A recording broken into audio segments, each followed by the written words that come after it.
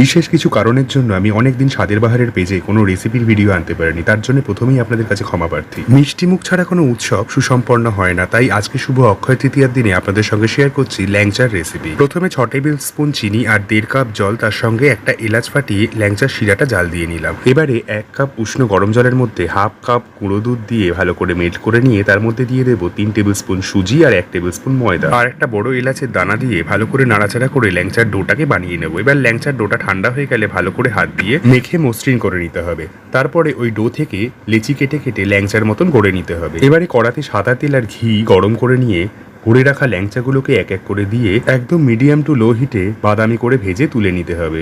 এবার করে রাখা চিনি রসের মধ্যে একদম বাদামি করে ভেজে নেওয়া ল্যাংচাগুলোকে ভিজিয়ে মোটামুটি 6 থেকে 7 ঘন্টা রেখে দিলেই একদম দোকানের মতো রসে টইটুম্বো ল্যাংচা খাওয়ার জন্য তৈরি হয়ে যাবে। তবে ল্যাংচা খাওয়ার জন্য আর শক্তিকর যাওয়ার প্রয়োজন নেই, বাড়িতেই এইভাবে ল্যাংচা বানিয়ে খেয়ে জানান কেমন লাগলো।